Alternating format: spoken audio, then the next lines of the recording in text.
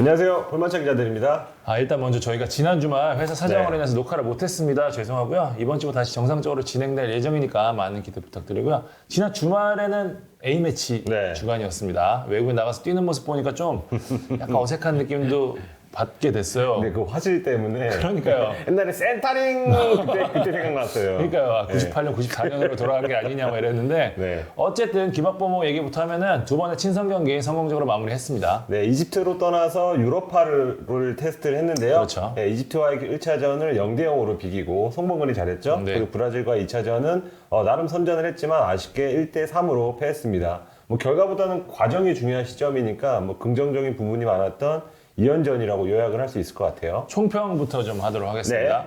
저는 김학범 감독이 아마 기존 멤버에 대한 확신이 더 커진 2연전이 아니었을까라는 생각이 좀 들었거든요. 이번 명단의 특징은 유럽파 그리고 이제 기존에 뽑히지 않았던 선수들을 대거 발탁한 데 이제 초점을 맞췄는데 구간이 명간이었다. 이렇게 정리하고 싶습니다. 좀 너무 뻔한 이야기이긴 한데 다른 표현이 생각이 안 나네요. 뭐 세계와의 격차가 아직 좁혀지지 않았더라. 이렇게 얘기할 수 있을 것 같아요. 이거는 축구 대표팀의 멕시코전 보면서 똑같이 느낀 거거든요. 기본기나 뭐 여러 기술이나 아직도 차이가 많이 나는구나. 가야 할 길이 멀구나라는 걸 느꼈습니다. 어쨌든 이제 지난 스페셜 매치 했었고 이번 또 이집트 원정을 통해서 김학범호가 이제 테스트할 수 있는 선수는 거의 다 봤다고 해도 과언이 아닙니다. 물론 이제 젊은 선수들인 만큼 이제 뭐 내년 시즌에 뭐 송민규 같은 또 깜짝 스타가 나올 수도 있긴 한데 일단 현재 상황에서 김학범호에 승선할 수 있는 후보들은 이제 확실히 인구가 좀 나온 것 같거든요. 저희가 한번 정리해 보도록 하겠습니다. 일단 이 대표팀, 그러니까 올림픽 대표팀의 특징이라고 하면은 엔트리가 23명이 아니에요. 18명. 너무 짜. 그러니까요. 이것 때문에 뭐 뽑힐 수 있는 선수 중에 안 뽑힌 선수들도 많고 그런데 골키퍼 2명 기본적으로 깔고 가죠. 와일드카드 3명 뭐 다 쓴다고 가정하면은 이제 필드 플레이어는 단 13명에 불과한 거거든요. 저 이거 나중에 어떻게 될지 모르지만 만약 코로나 계속된다면 난리 날 거라고 봐요. 18명 중에 5명 다쳐봐. 아니면 코로나 확진 나와봐. 그렇지. 그러네. 교체 3장도 못 쓰는 상황도 이거 늘어날 수도 있을 것 같은 느낌도 좀 드는데. 진짜 나 그 생각 안 해봤는데 그럴 수 있겠네요. 일단 뭐 13명이라고 가정을 하고 물론 와일드카드가 어느 포지션 누가 되느냐에 따라 다르긴 하겠지만 지금 경쟁 구도를 보면 문이 상당히 좁은 것은 확실합니다. 일단 그래서 어떤 포지션을 어떻게 채우는지 이게 중요할 것 같은데 과거는 어땠는지 저희가 좀 정리 좀 했습니다. 빠르게 훑어보겠습니다. 2000년 시드니 올림픽에서는 골키퍼 2명, 수비 5명, 미들 7명, 공격 4명 그리고 8강에 오른 2004년 아테네 올림픽에서는 골키퍼 2명, 수비 5명, 미들 6명, 공격 5명 08년 베이징 올림픽에서는 골키퍼 2명, 수비 6명, 미들 6명, 공격 4명이었고요. 그리고 동메달단 2012년 런던 올림픽에선 골키퍼 2명, 수비 6명, 미들 7명, 공격 3명이었고 가장 최근인 리우 올림픽에서는 골키퍼 2명, 수비 6명, 미들 6명, 공격 3명을 선발했습니다. 어떤 포메이션을 썼느냐에 따라서 아마 좀 변화가 좀 있었을 텐데요. 대체로 골키퍼는 2명이었고 수비는 5명에서 6명, 미드필드 6명에서 7명, 포워드는 4명에서 5명 정도가 될 것 같아요. 그러니까 측면 자원이 포워드로 가느냐, 미드필드로 가느냐, 뭐 윙백 자원이 수비로 가느냐, 미드필드 자원으로 가느냐가 좀 차이가 있을 것 같은데 어쨌든 뭐 요 정도 선에서 좀 저희가 좀 정리를 할 수 있을 것 같습니다. 현재 대표팀을 보면 4-2-3-1을 주로 쓰잖아요. 그렇죠. 그만큼 포워드 숫자는 줄어들고 미들필드 숫자를 상당히 늘릴 것으로 좀 예측이 됩니다. 일단 골키퍼부터 좀 보겠습니다. 뭐 이견이 있을까 싶습니다. 넘버원 정해져 있습니다. 이번 2연전에서 가장 돋보였던 선수를 꼽으라면 아까 뭐 왕 기자도 얘기했지만 서두에 송범근이에요. 국대로 가도 될 정도의 실력 보여줬고요. 안정감 있었고 선방쇼 대단히 좋았습니다. 그러니까 그간 이제 와일드카드 자리에 보면 골키퍼가 많았어요. 뭐 정성용 선수 있었고 그 전에 뭐 이훈재 선수도 있었고 많았었는데 송범근이 있는 한 이제 큰 고민하지 않아도 될 것 같습니다. 오히려 이제 백업이 좀 문제가 될 수 있는데 안찬기, 안준수, 허자웅, 이광현 등이 좀 여러 선수가 좀 경합을 하고 있거든요. 그동안 선발된 것 보고 뭐 횟수를 보면은 수원삼성의 안준수 선수가 가장 유력해 보이는 게 좀 사실입니다. 수비진을 보겠습니다. 일단 센터백 자리는 정태욱 고정.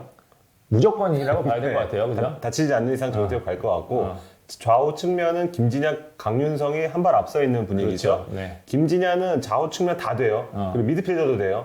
그리고 이번 2연전에서 모두 풀타임 뛰었습니다. 그렇습니다. 그러니까 학범슨이 진짜 믿는 선수라는 게 좀 느껴졌고 강윤성은 측면뿐만 아니고 중앙도 뛸 수 있다는 점에서 높은 점수를 받고 있습니다. 무진장 많이 뛰는 선수예요. 그렇습니다. 때에 따라서는 윙포워드도 가능하고요. 이번에 브라질전 보니까 한 후반 막판 되는데도 지치지 않았더라고요. 체력이 좋은 선수라는 걸 느꼈고 나머지 센터백 자리를 두고 김재우, 그리고 이번에 뽑히지 않았지만 이상민, 김태현도 서울이랜드 듀오죠. 그렇죠. 예, 후보군에 있습니다. 일단 이상민이 최근까지 대표팀 내 입지를 보면 조금 앞서 있죠. 그리고 주장이기도 하고. 예. 네. 개인적으로 이번 명단에 보면서 저는 서령호 선수 굉장히 큰 기대를 걸었었는데 네.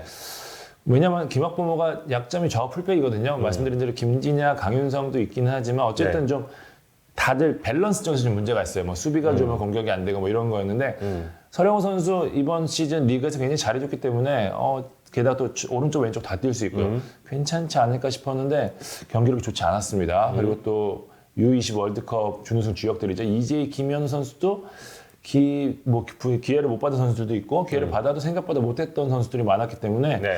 좀 아쉬운 부분이 많아서 오히려 기존 자원들에 더 눈길이 간다고 했던 부분이 지금 이런 부분이었거든요.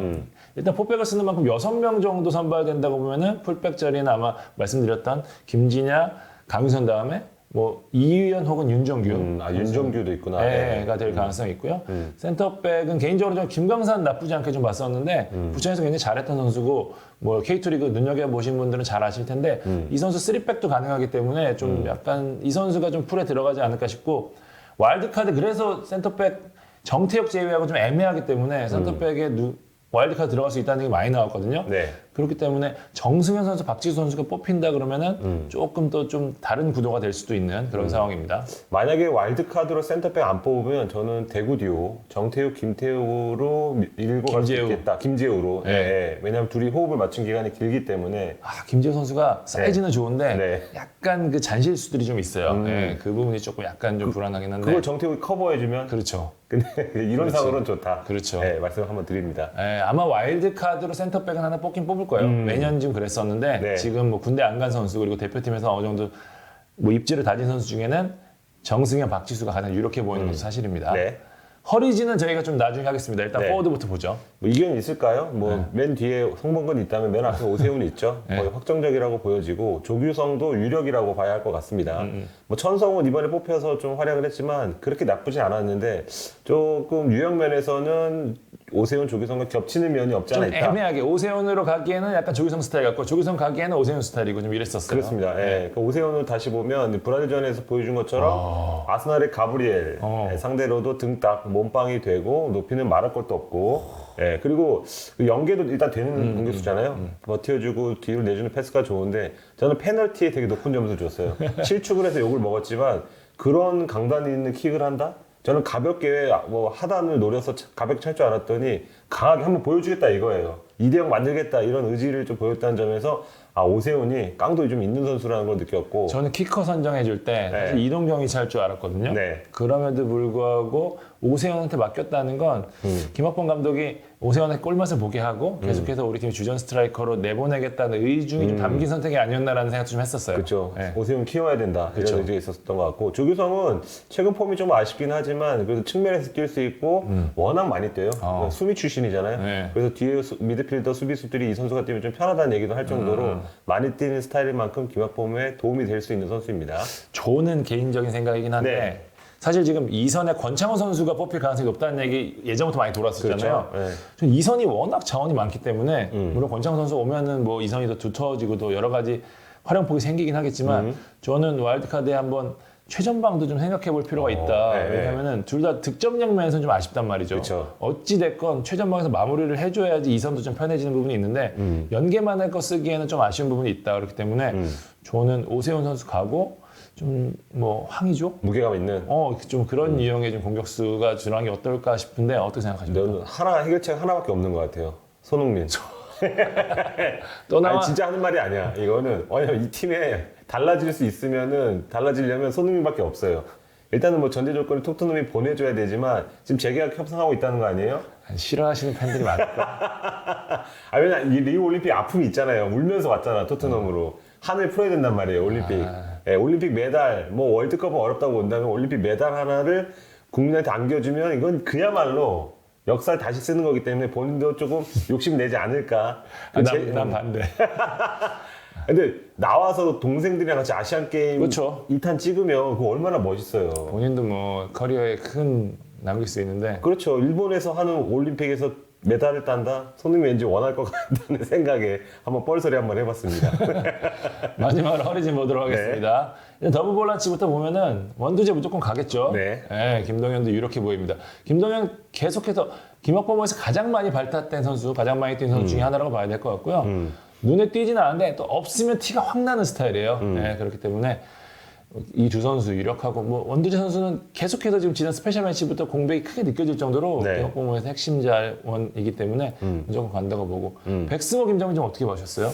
일단 두 선수가 겹친다는 생각이 많이 들어요. 일단 그런 의미에선 둘 중 하나를 데려가거나 아니면 둘 다 안 데려갈 것 같다는 생각이 좀 드는 게 학범슨 스타일이나 현재 대표팀 틀에서는 둘 다 꼭 필요한 선수일까? 맞아요. 왜냐면 김동현도 있고 무엇보다 원두재가 있어요. 맞아요. 원두재를 뭐 3백에 뭐 가운데 수비수나 이렇게 쓰지 않는 이상은 수비형 미드필더 고정이란 말이에요. 근데 이 자리에 백승호, 김정민이 자리이기 때문에 두 선수가 조금 애매한 상황이다. 근데 이제 뭐 벤투 감독 그 백승호 좀 얘기를 많이 하시는데 벤투 감독 때 이란 데뷔전에서 되게 잘했잖아요. 그쵸. 근데 그때는 이제 벤투 감독 스타일이 빌드업 맞아요. 거기서 이제 백승호가 최적화되어 있죠. 공을 잡고 도는 스피드가 빠르고 패스가 좋기 때문에. 그런데 이제 김학범 감독 같은 경우는 그 정도로 빌드업을 하지 않아요. 맞아요. 네, 빠르게 측면으로 내줘서 이제 공격을 전개하는 스타일인데 백승호가 여기서 완전히 잘 섞인다는 느낌을 좀 주지 않았고 만약에 뭐 투박한 뭐 태클 이런 거 압박을 원한다면 김동현이나 아니면 뭐 원두재가 더 낫기 때문에 그렇죠. 저는 조금 애매하다. 만약 23명이면 무조건 가겠지만 18명이면 마지막까지 고민하는 선수 중에 한 명이 백승호가 아닐까 이렇게 생각이 듭니다.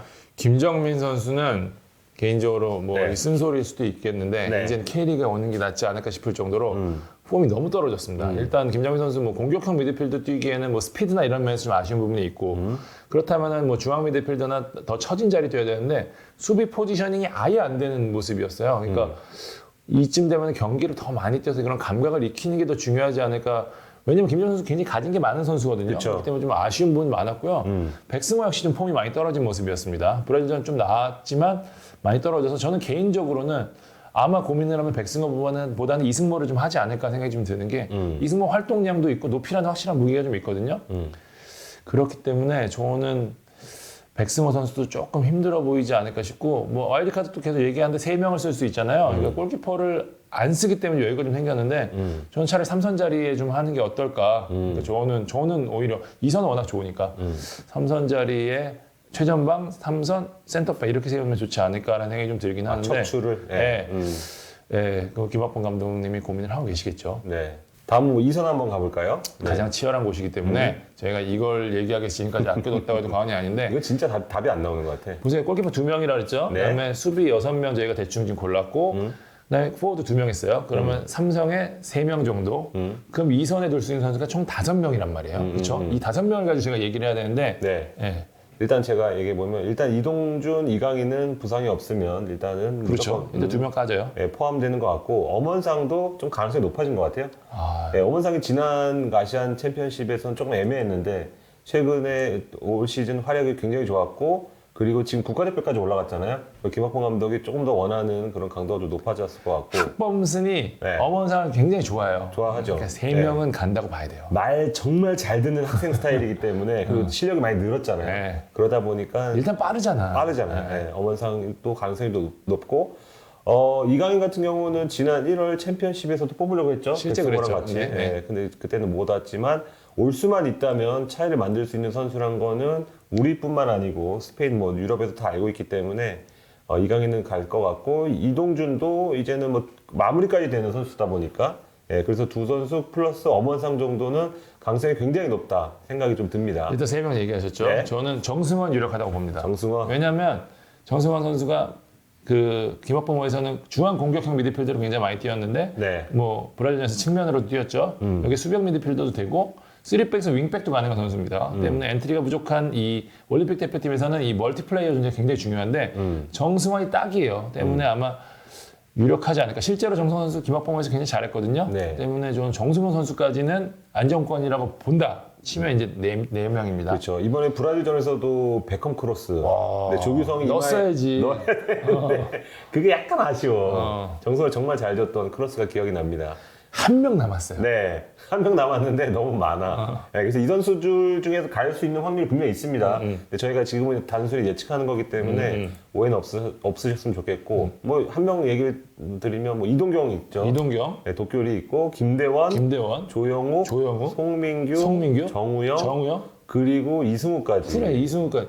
지금 6명이에요 지금. 네. 네. 여기까지만 해도 더 있습니다 사실. 저희가 말씀 못 드린 선수도 많고 좋은 선수 많기 때문에 플러스 알파가 될 것 같은데 뭐 이동경은 뭐 아마 이강인이 안 되면 그 자리에 등번호 10번을 달고 가지 않을까.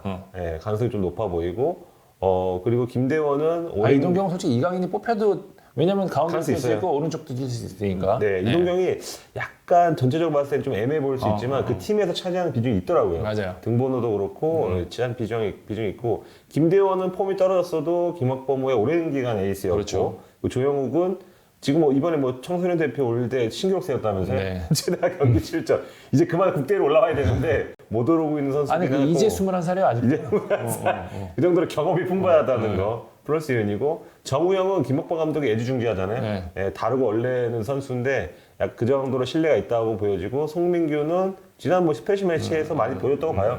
이번에 다쳐서 많이 못 뛰었지만 송민규는 송민규고 그리고 이승우도 뭐 이승우도 뭐 계속 잘했던 선수니까 후보에 분명히 있을 겁니다. 팬들이 그 얘기 많이 하시더라고. 이승우 선수 확실히 역시 스타는 스타예요. 네. 뭐 하면은 금방 좀 반응들이 나오니까. 네. 저희끼리 한번 얘기해 보죠. 이승우 가야 될 것 같아요. 아니면은 뭐 안 된다면 누가 가야 될 것 같아요. 예전에 저희가 이거 그 컨텐츠 초창한 게 이승우 한번 했다가 그때 반응 좋았어요. 반응 좋았죠. 제가 객관적으로 하려고 했지만 결국은 또 이승우 선수에 대해서 좀 그 비판을 했었는데 그 지금 확실히 바뀐 것 같아요. 그 당시 얘기할 때보다 경기를 많이 뛰다 보니까 조금 그 나아진 것 같은데 일단은 그 브라질전을 보면 교체로 나오자마자 임팩트를 발휘했단 말이에요. 맞아요. 이거 생각보다 굉장히 어려울 것 같아요. 제가 선수를 안 해봤지만 선수를 한다고 가정했을 때 숨도 안 터진 상황에서 그렇지. 2, 3분 동안 반짝한단 말이에요. 근데 그걸 보여줬어요. 네, 그래서 이승우가 확실히 의욕도 있고 그럴 만한 실력도 지닌 선수구나. 그 여기서 깨달았는데 저는 그 다음을 봐야 될 것 같아요.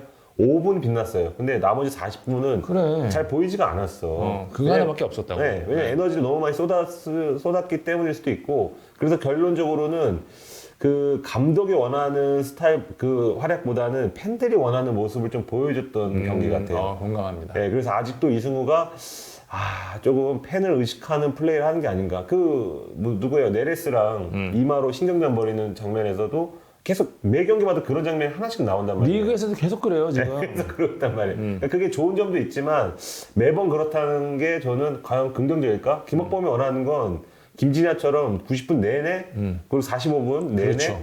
꾸준하게 활약할 수 있는 그런 체력이나 기술이란 말이에요. 근데 그게 좀 아쉬웠던 것 같습니다. 저도 좀 비슷한 생각이에요. 네. 사실 저도 뭐 보도에 나오거나 팬들의 반응에 비해서는 이게 그 정도로 잘했나라는 생각이 좀 사실 좀 들긴 하는데 네. 왜냐면은 지금 저희가 지금 계속해서 말씀을 드리지만 어쨌든 이선자원 어느 정도 좀 확보가 된 상태고 실제로 이 선수들이 오랫동안 게임을 뛰었단 말이에요. 네. 그러면 이제 이승우가 비집고 들어갈 수 있는 틈바구니 사실 쪼커여야 되는데 쪼커로 쓰기에는 저는 만약에 쪼커만 놓고 본다면 송민규가 낫다라는 그치. 생각이 좀 드는 게 네. 말씀하셨던 이런 승부욕적인 부분 이게 후반에 들어갔었을 때 얼마만큼 팀에 도움이 될 것인지 좀 약간 애매하기도 하고요. 두 번째는 약간 신체 사이즈. 그러니까 머리도 잘 쓰고 발도 잘 쓰는 여기에 저돌성도 비슷한 선수가 있다면 송민규를 좀 가지 않을까 생각이 좀 들거든요. 이승우 선수 물론 지금 최근에 리그에서 많은 경기를 뛰고 있기 때문에 뭐 계속해서 좀 만약에 포인트를 올리고 하면은 김학범 감독이 지켜보겠지만 말씀하신 대로 김학범 감독이 좋아하는 유영희 선수는 분명히 아니에요. 근데 물론 해결사 기질이 있기 때문에 계속해서 지켜봐야 되는 상황인 건 분명한데 저는 아직 브라질전 활약만으로 무슨 메시빙이 뭐 네. 드리블이었다 이거는 약간 오버가 아니었나 좀 싶은데 왜 우리는 열광하나 이건 아닙니다. 네. 그렇기 때문에 이승우 선수는 계속 지켜봐야 하지만 제 생각에는 김학범 감독의 머릿속에 그렇게 많이 차지하고 있지는 않을 것 같다는 생각이 좀 듭니다. 네. 네. 자, 아직 뭐 말씀드린 대로 시간 남았어요. 네. 젊은 선수들이니까 뭐 갑자기 확 불이 붙을 수도 있고 그쵸. 뭐 확 꺼질 수도 있거든요. 그렇기 때문에 좀 이른 전망일 수도 있긴 한데 어쨌든 지금까지 지금 선수들이 보여준 모습으로 저희끼리 엔트리 중간 점검 한번 해봤거든요. 네. 얼마나 공감하셨는지 댓글로 좀 남겨주시기 바랍니다. 일단 가장 중요한 건 올림픽이 열려야 됩니다. 맞아요. 이래놓고 또 안 열리면 저희 컨텐츠가 뭐 뻘짓을 한 게 되기 때문에 올림픽이 꼭 열리길 기원하겠습니다. 네. 네. 지금까지 불만찬 기자들이었습니다. 감사합니다.